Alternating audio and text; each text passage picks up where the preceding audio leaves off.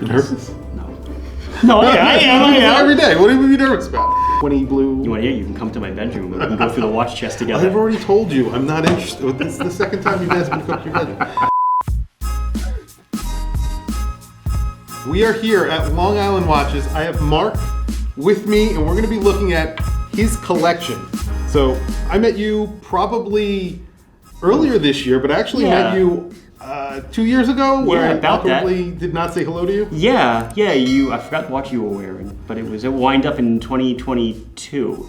Yes. Yeah. And you showed me your watch and whatever, and then passed on by, and then actually it was a couple months later, someone said to me, or I think Guy worked for me, happened to catch one of your videos. He's like, "That's the dude that was wearing the watch, you remember?" And I'm like, yeah. I very awkwardly did not introduce myself. You have to. I don't. Which I felt really bad about. And then I think it was last year I contacted you and I was just like, "Hey, are you going to be at Watch Time this time? I will say hello." Yeah. So I did. Wind up. I don't belong at Watch Time. Well, either way. You do absolutely belong wherever you want to belong. But it was less awkward this time. Yes. This time we met. And now you're a big celebrity. So, well, I'm not a celebrity. You're a bigger celebrity than I am, and I'm very excited to be here. And I know that the people who watch my channel will be very interested in, especially, we know you have a very large collection. Yeah. So what you've done today is given us just a taste of that collection. This is a small appetizer. Yeah, and we're going to go through those watches, but we're also going to do another video right after this video, right? With the magic of YouTube, we're going to be doing another video where we're going to be talking about Islander, and I am pretty excited about that as well. So, this is your collection. These are all mine. So everything I'm wearing, and these 5 here. So like you said, I have, I don't know, 150, 200. I have a whole watch chest. People have probably seen it, right? Yes. So it's like, okay, so what watches do I think reflect me and have meaning to me? So I guess I'll kind of go in some kind of a order, starting not from the oldest, but the oldest for me at least, the most memorable. So this is my dad's Datejust. This was left to me after he passed. And it's a two-tone, it gets known as the Bateman Rolex. It was in American Psycho. American Psycho? I'm not really a movie buff. Yeah. So I didn't know that actually, that it was like a piece of like culture. But this is the watch that I remember him wearing in his hardware store in the city when I worked for him. I remember him at night winding it, even though he didn't have to wind it. He wound it every night and this and that. And, it's just a watch that obviously reminded me of him. He was a decent collector. He had this, he had a couple of Concords, he had a Tourneau watch. But I definitely got my love of watches from him, and I got my love of retail from him because I worked in his retail hardware store for my whole life. Okay. From as probably 9, 10, well, that's not my whole life, but from 9, 10 years old up through college, I ran his store for him and stuff. So that's why this one's fairly important. Yeah, there's nothing like a sentimental watch. What kind of dial is this? What do they call it? Tuxedo stripe, champagne. Okay. Yeah. I'm not a Rolex guy, but obviously I do appreciate vintage Rolexes a lot. Yeah. I've talked about it on my channel a million times and whatever, but this is a beautiful dial. I really love this, and of course it's sentimental. It's classic. Yeah, it's classy. It's funny because people nowadays poop on stuff like hollow end links or crappy clasps and this and that, and I mean, you couldn't get more $2 clasp than this thing. Acrylic. Yeah, but that was acrylic crystal. Cutting-edge technology. That was good stuff back then. This is all scratched up. Even though this is even a replacement, that's why it doesn't have a 2.5 on the date. It's a replacement crystal. My dad actually, not funny, he fell off the roof. I know I'm laughing. That's not how he died. Okay. But yeah, my brother threw an airplane or something and it went up on the roof. And my dad had already gotten down twice. And my dad got so mad at him. And he threw the ladder up into the house the third time and he just stormed up and he boom, fell on the deck and scratched up the watch. So after I got it, I replaced the crystal. Right. Yeah, anyway. Very good. I guess working upwards in some kind of age. So growing up as a kid, I loved the aerospace titanium. Kind of an 80s-ish and early 90s watch. That's really all there is to say about it. I remember going to the store, Tourneau, the watch store in the mall. And Roosevelt Field or? no, this would be in the city. Well, because the one in the Walton Mall where I shopped didn't open until much later. Okay.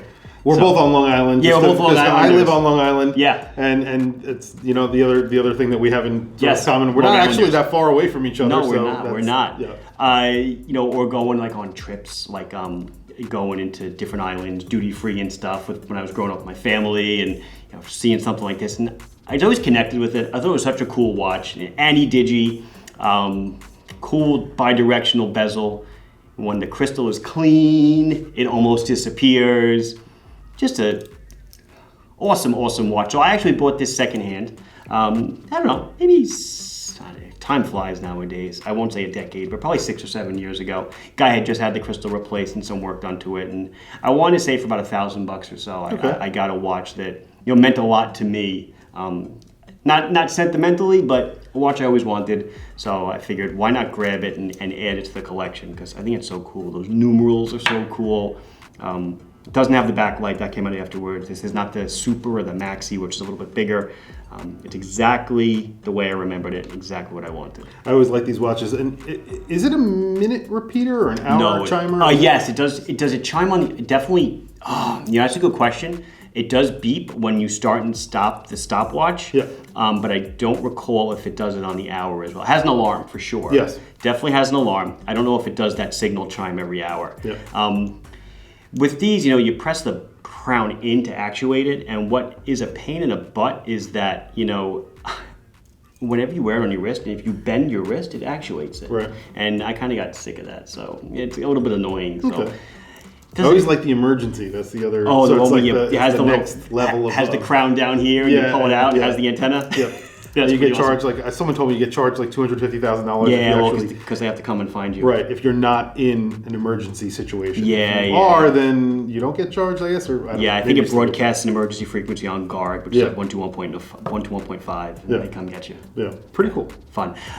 So let's, I guess we'll go here. This was given to you by my wife just before we got married. So we're looking at like 2000. Okay. And I hadn't started the business yet, but I was into watches. And it's a Swatch Irony Body and Soul total skeleton watch. And I'm a mechanical engineer by trade. Most people probably know that. I love all things mechanical, and to me this was just so cool to be able to see through the watch, look at the gears, and I remember sitting there for, I hate to say it, hours on end, staring at it and trying to figure out how each gear worked and what each one did. And it's a non-serviceable watch. You can't service the movement. It's the glass is on there permanently. Okay. It's some kind of added derivative. It's a 21 jewel. It looks like a 28, 24, but it's not. Yeah. And it still runs. Look at this. It's over 20 years old. Mm-hmm. I don't know if they still make this. I have a quartz version also. I picked up, believe it or not, on my honeymoon because it meant something to me. Okay. But yeah, as a watch guy and someone that geeks out on mechanics, that to me was, I love it. I don't wear it much, but it still means a lot to me. Kind of cool. Have you ever seen the tourbillon versions of these? Of the Swatch makes them? No, I didn't know they made one. They made one. Seriously? Yes, they did. And they are pretty affordable. I think you can get them for, affordable is a relative term, right? For a tourbillon that is from Swatch. And I think they're like $3,000 or something like that. On the secondary market, I don't know what they originally sold for. I did not know they did that. If I could find a picture of it, I'll throw it up. But that is so cool. Yes, it's pretty crazy they did it. It looks pretty much exactly the same as this watch, except you have a rotating carousel. That's it. That's awesome. Cool. I didn't know that. Yeah. I guess we'll move up. I'm going to take the one off my wrist because I'm going in year order, it seems.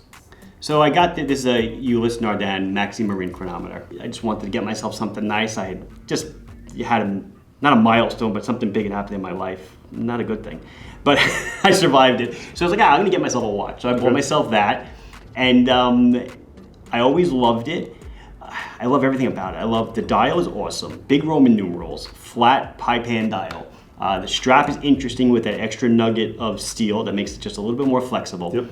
And to me, it's something that definitely flies way under the radar. People have no idea what it is, and I like that about watches actually a great deal. I love things that go well under the radar.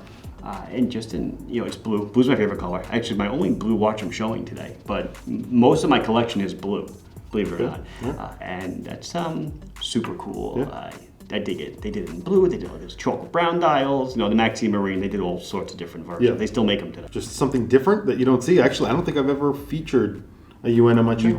You don't see them very often. I'm in love with the Freak, by the way. The Freak is UN awesome. Freak. That's actually one of the watches that kind of like.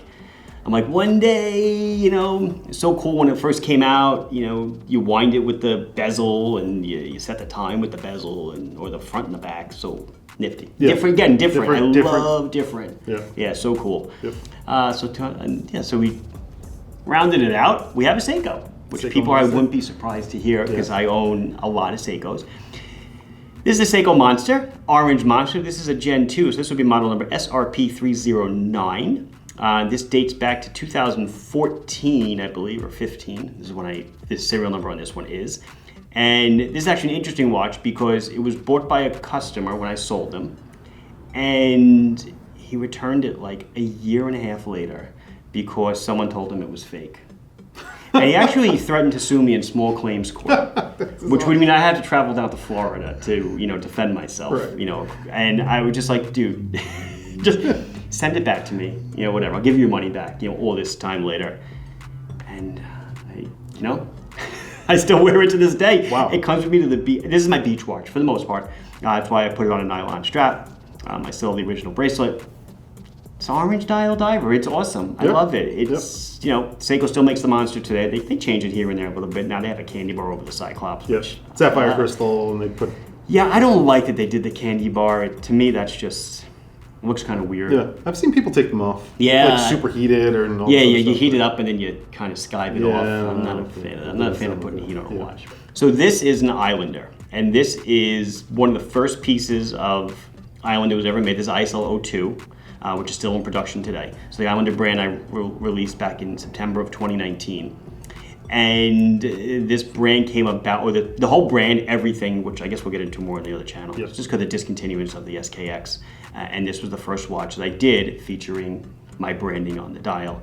So it's sapphire crystal, ceramic bezel, solid link, solid end link, size with screws, 3-position micro adjust clasps. This was an NH36 movement in it. So this is sentimental to me because it's like one of the first prototypes. Right. And this just this brings to me, the Islander brand has done everything else, for the company itself and helped me out with just everything. And without it, I definitely wouldn't be where I am today. And so it's kind of like, Scrooge McDuck has his lucky dime. Right. This is kind of my lucky watch, if you will. Right. It doesn't I've featured this on my channel. Oh, okay, perfect. And basically took an SKX and took it to the next level. Yes. It's basically what you wanted to do, right? Yeah, And Seiko said they were going to discontinue the SKX, but I was selling upwards of 3,500 SKXs a year, and it was going to leave a big revenue hole in the company. And so I was like, you know what? I knew what Seiko was releasing to replace it, the 5KX. Right. They had already showed it to me in Basel, and I said, wow, they're leaving. They're not going sapphire. They're not going ceramic. They're going to 100 meters of water resistance. They're going to a push-pull crown. I was like, people want an SKX with all the upgrades. Why aren't they doing it? And then it was easy for me. Right, made sense. Made sense. And you ended up looming the bezels too, and the logos eventually, Yeah. and like all that stuff. So, I mean, it keeps on improving. I think that's awesome, and they did leave a big hole, and they have not filled that hole. They have not. They have not filled that hole, and I think people, the turtle is going to be that. It didn't. No, it's not the same. The Turtle's a great seller. The SRP 777, then the SRP E93, which followed on. It's a wonderful seller, but it doesn't sell anywhere near the amount that the SKX Yeah, did. I can't imagine because it's just not as an attractive. Maybe one day they will. I don't know. You did forget one thing. What did I forget? Oh, the other one? The other watch. Well, you know what? It's kind of like, it's part of the collection, but it's not. I have to be wearing it today. So this is just, so people can date the video of when it was filmed. Just 2 days ago, I released a collaboration with Marathon. And this is, I've done a bunch of collabs in the past. This one, though, took the cake for me because, work with Spinnaker, no poop to them, that's awesome. I done stuff with Loomshot, Urban Gentry, Hemmel, a bunch of people. But this is the one when Marathon said, let's do a watch together. I was like, seriously? So it's their first white dial navigator. They never done a navigator with a white dial. And then It's got blue tritium tubes because my company colors are white and blue. Yeah. So white dial, blue tubes, and then an orange hand for pop. And that was it's a little nod to me. My logo's on the back. They're a very regimented company. You can't do too much to change their designs. But that was kind of cool. I got my own model. They're all mine. I have them all to sell, and this really meant something to me. Like, kind of cool. So this is actually serial number 2. Awesome. Serial number 1 is in Marathon keeps a vault of all their serial number 1 watches. Very cool. So this is number 2. So I will keep that one on my wrist. Awesome. And this is currently for sale? It's actually currently for sale, yeah. We're about halfway through them all. We had 250 units. We're about halfway through. And what is the retail on it? $405. $405. Yeah. Awesome. Same price as all the other Marathon Navigators. I didn't up brand it or up price it because of the series nature and stuff. Just kept the same price. Very cool. Yeah. All right. Thank you. Well, thank you for showing us part of your small fraction of your collection. Yeah. But it's really nice to see a very good variety of watches. When you see a lot of collections, a lot of collections are pretty much, they're all the same. A lot of people have a lot of the same. I could have brought in 30 blue dial divers, but that wouldn't be exciting, right? That's not exciting. No, it's kind of how I collect. I have like a bunch of different weird watches, and I have all from different brands and stuff like that. So I like to see this. This is really cool. And thank you. Thank you for having me. And we're obviously going to make some more videos, hopefully today, right after this video, the magic of YouTube, as I mentioned before. But we'll continue. And thank you for showing us part of your collection. And hopefully we could do another video in the future. Maybe you show us a little bit more of your collection. We could do a blue theme. We could do like a 20 blue. Well, yeah, you can come to my bedroom. We can go through the watch chest together. I've already told you I'm not interested. This is the second time you guys broke up your bedroom. All right. Thank you. Marc. Pleasure. Thanks so much. Take care.